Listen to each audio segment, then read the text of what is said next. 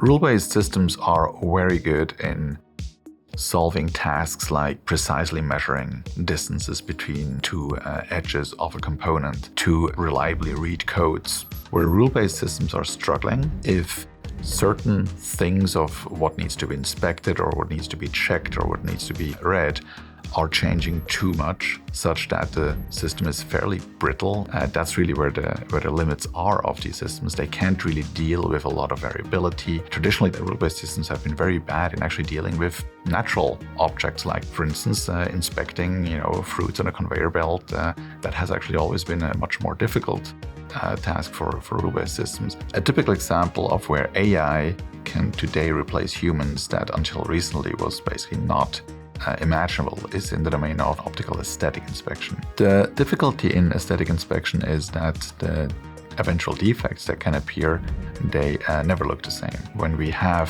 a rule-based system that would say, well, I'm just looking for scratches, it would be very difficult, very cumbersome to write down a set of rules. Potentially, when we change a little bit something in the image, we would have to basically start from scratch again.